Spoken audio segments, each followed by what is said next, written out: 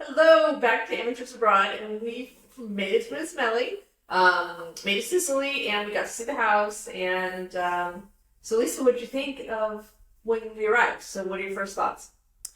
Well, day one, it was we have shelter, let's go to sleep because it had been a whole long time of travel. But and I think I even said the next day, I'm really sorry I didn't have a great reaction when we walked in, but I was tired. But it was awesome. It was really good. We didn't have furniture, which was alarming, but that's okay.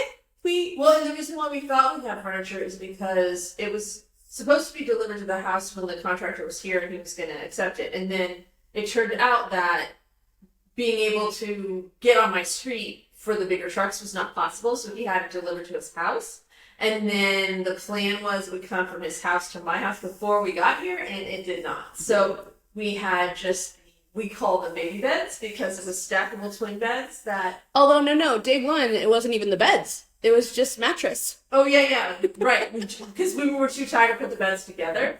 Then I had purchased at IKEA when I came out the last time.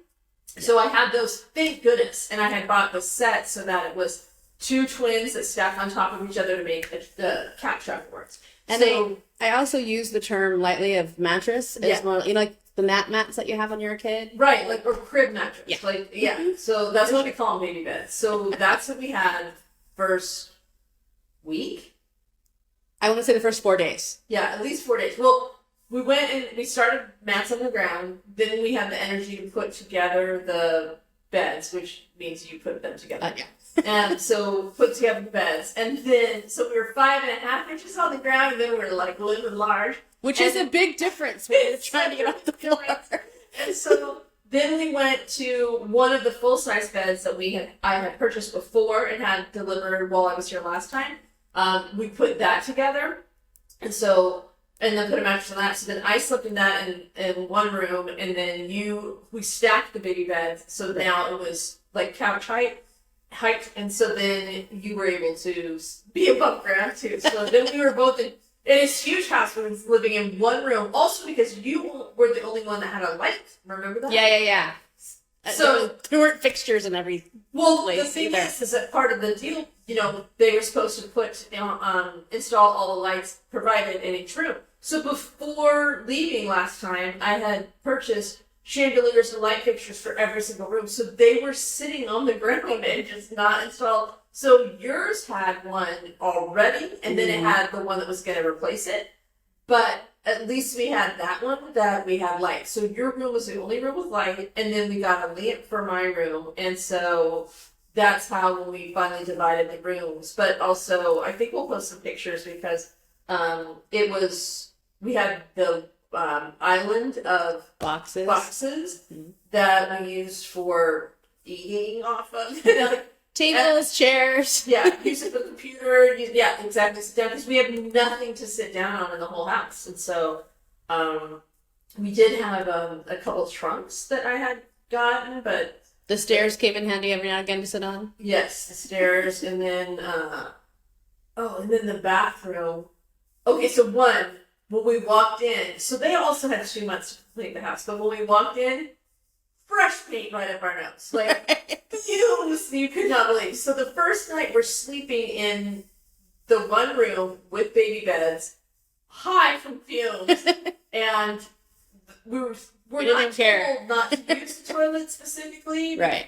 Because we should have been told, wait 5 hours for the caulking to dry, and it didn't. So then there's leaking everywhere. So that was the first 4 or 5 days, yes? Yeah. And it was at least 4. But yeah. I just remember I felt bad. I'm like, it's really pretty.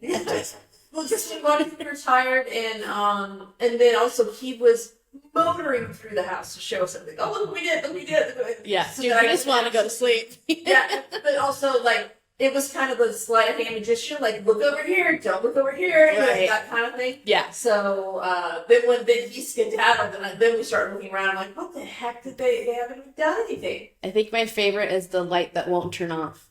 Yes, there's a light that won't turn off. So for about 3 weeks, it stayed on after the fixture was on it, and then we just unscrewed the light bulb. So that still has to be repaired, but yeah, so that was great. But yeah, so you saw the house, and you're like, okay, that's good. And then we like slept for a long yeah, time it was, on baby beds. we didn't know what time it was. We didn't know anything. Yeah. But yeah, it was a lot those first few days. Yes. And so what do you think about this like the street to drive up to the house? Oh my gosh.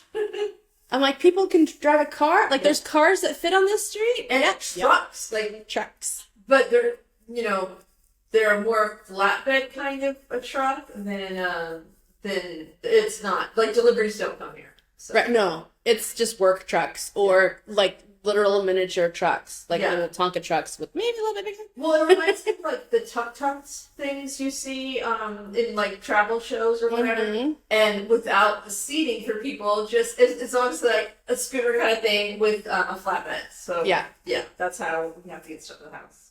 And then we always know when it's 8:00 in the morning because the vegetable guy drives around. Well, 7:00 is the bells.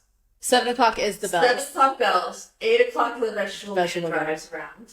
And there's definitely a noon bells. There's bells. There's a lot of not sure why bells. Well, between 6 and 7, there's 6:00 bells, and then there's like 6:45 bells, and I don't know, but sometimes there's 6:34 bells. So between 6 and 7, I guess it's a free for all on the bells. However, make sure the bells. I'm sure there's a system that everyone else is aware of, but we're not yet. We don't know the code of the bells. But they're not like horrible bells, like, oh my gosh, those bells. It's just, they're just bells. No, but it was so we got here on the 1st, and then the 2nd was Republic Day, which is like the 4th of July in the States. And so all of a sudden, explosions were happening during the day, and it didn't seem like they were actually fireworks. I never saw, I mean, I think maybe it was pointed the other direction, so we just would hear the explosion, but it was definitely coming from the church right down the street from my house, like right there. And so explosions were happening all day. I messaged the realtor and I'm like, "Hey, are we under attack? Are we in Spain? Like, what's happening?" And so then she's like, "Oh no, it's a holiday." And I was like, "Okay, what does that mean?" And then we slowly find out what it means, because that means that there was a function at the church, like probably in the church, and then it went to the parking lot, and then a huge parade procession goes under the window of your room. Right. And just right into the house. So we're like haggard. And then looking out, hanging out, looking at things, and then they're staring up at us. So. Yeah, 2 guys started playing music to us because we looked out the window. We're like, okay, so that was leave. So there's 2 drummers that went down the street, because the street, there were signs that said the street's closed for this thing. And so then 2 guys with drums just went down the street, and I think they were just basically announcing, like, "Hey, don't forget to move your car." Yeah, like, get ready. Right, so then we were watching them, so they're like, "Oh, an audience," and they stop, and so we're going, "Oh no." How long do we stay here for? Right, like, did we pull back? Did they do one song? How many songs? Right. And it felt like you get that happy birthday song at like a Mexican mariachi restaurant. Like, when is this coming? So like, yeah, that's right. I forgot about that. And then a whole lot of other people came later with drums and flags and like, it's very much a religious ceremony for them. So there was a lot of like pomp and circumstance and stuff. And for sure. Yeah. And then so bells all day, bells. And then then they came back. So I guess they like toured around town, came back, and then lit off fireworks all night. And then we had bells at midnight that night and bells at 1 a.m. And that's the latest we've had bells from the church bells. But that was like day 2, right? So we're like, this... right. So we're like, "Oh my gosh, what is it?" Because we didn't know if it was a major holiday or just we didn't have the context. Now knowing that it was equal to 4th of July, okay, that makes sense. Right. But subsequently, we've had another, what do they call it, name day thing. And so I guess the saints, anyone named after a saint, I think it was Domenico, so Dominic or, any variation of that name, they celebrate those people also. So that happened as well. So that was another party, but that was not as much as as the Republic Day. Although I think we've learned that we need to figure out what all the Catholic holidays are. Oh, so for we sure. can keep up with what's happening. Yeah, and I look at for like Google different charts and it's just not working. So I think there's a separate chart for name days and a separate chart for all that stuff. And so I'm near my house is near the main church that things happen at. So I guess that's gonna be. I mean, it's fun, but when you're aching everywhere because you slept on the floor, you're talking down, and they're like, "Come down." And, we talked to my neighbor. And she's like, "Come down, say hello," and then we're like, "I don't even want to see myself." But then you don't want to be rude. Right? Yeah, and then also it's different if you're coming down to say quick hello and have a quick chat in their language, but you're not. So you're just going to feel like an idiot, so we did not do that. No. Yeah. I stayed mute most of the time. Laura would actually talk to people. Right. Lisa's mastered the, I have French, she had Spanish, so she kind of can get it. Right. So, yeah, that was our first week. But what do you think of town stuff? It's good. It was smaller than I thought, and a little bit more remote, but it's beautiful. Like, everyone we've met, super, super kind. They are very appreciative when you try to speak Italian, which I've started, but not really. I do, but You mastered the nod. Yes, I have cues. So, because I feel stupid speaking in Italian, I'm like, fraud, you don't speak Italian. Right. Stop trying. So I just I've got the faces and the gestures down, so I'm not rude, but I just feel stupid speaking Italian. And then, I know you say it's smaller than you thought, but then also it has like 7-8 grocery stores and plus markets, plus bread places, plus a fishery. Right. So when I say small, it's because like my experience in Italy has been Florence and Rome and Venice was smaller, but still. So when I got here, but it's a beautiful small. It's good. It makes you like slow down and like breathe. So and it has everything you need here. So and they always say, "Well, we have a movie theater." Great, which they do, and I mean that's a tube, and I guess it's more in the winter they play movies more because people are out and about traveling all summer. So there've been a couple that play, and obviously they're in Italian, and so that would be, everyone says listen to music to learn it, and also watch TV in Italian, and maybe watch a movie, but I don't know how people do that. Like, because a few people have learned English from, like, when we ask, oh, how did you learn English? Music. Yeah, TV shows. I'm like, I can't even watch the shows that are dubbed. It bugs me. And I went to dinner with some people the other night so she's from Argentina, and there's a lot of Argentinians here because the Spanish language is the same root words, so they definitely, when I go somewhere and I ask if they speak English and they said no, and then the first thing they say to me is, do you speak Spanish? So they know that they can figure out what's happening. Defaults to that, And so I say, just a little, and then we kind of build from there, and then after that we go to translation out. But so she said that she learned it from music, and so then we were at dinner, and there was an English song, and she started singing along, and I said, "Okay, do you know what those words mean, or you just know the words from the song?" And she said, some of them she knows what it means, but most of them she just knows what the words are. So I thought that was interesting. So they'll sing along in English, but actually that is. I mean, what if you're singing something super foul? Oh yeah, exactly. I know. Right. So I don't know, and I thought it was kind of like that Shakira song where she's bashing on her ex-boyfriend, and like people in the States sing along to that, and we have no idea we don't what they're saying either. So yeah, so I think that's more common. Yeah. But yeah, but I mean, we haven't had to leave Mussomeli to go do anything like big shopping for consignment stores and stuff like that. Furniture shopping, yes, they do have furniture stores here, but I don't know where all of them are. And it was just easier to go. It was just easier to go to the consignment store that I already knew in Agrigento. But then, like, other than that, we haven't had to leave for any kind of services, restaurants, nothing. Everything. Yeah. No, it's small, but everything's here. Yeah.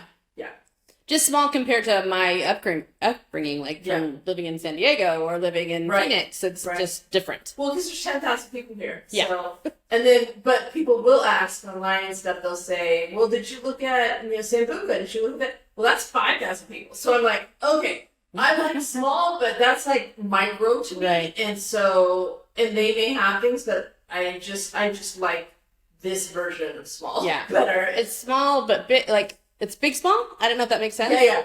It's small enough to like know a bunch of people. Like everyone's been super sweet. Like your neighbor's super cute and Yes. Came and checked out the house and stuff, which was Yeah. cute. But everybody's so nice. Yeah. I've not had a bad experience yet from anyone. Yeah. What was it that we were doing the other day that they helped us and we're like, yeah, the states would have blown. Or maybe it was when I think it was the DHL driver or whatever.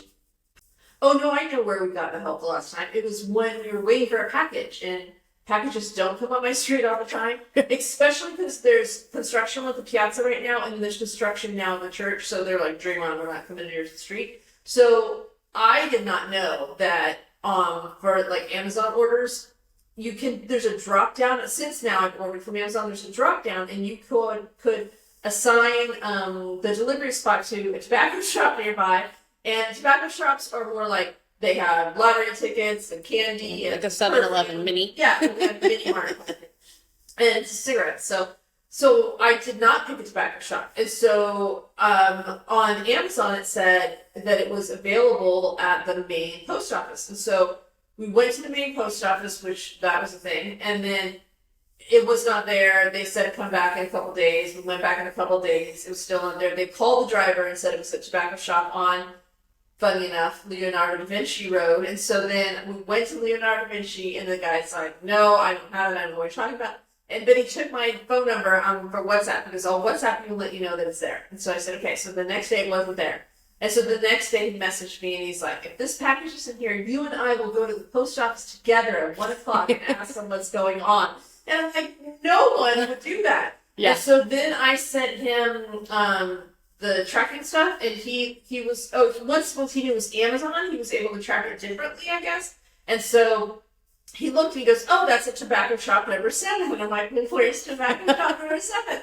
And he's like, we have a tobacco shop WhatsApp group, and I will message and find out where it is. So he messaged the group. They said, oh, it's the one on Piazza Umberto. So then, which made more sense because it's close to my house, but the post office had sent me to this guy. And so I'm like, oh, thank you. So then when the tobacco shop I went at 4, then I went to, and it was there. I was like, oh my gosh, but it had been there for days, but I didn't know until Giuseppe at the other the tobacco shop had gotten the package for me. So yes, they're so nice, and they couldn't be more helpful, but I can tell you in the States, they'd be like, not my problem. Right. So I don't know what's going on. So yeah, they've been super helpful. So that was fun part. And then the other fun part is that we went on one of the house tours that they do for people coming to find homes. But yeah, why don't we talk about that next week? All right. Okay, so watch us obviously on YouTube. You can also TikTok, Instagram. We update pictures and stuff. So make sure to follow us, and we'll see you next week.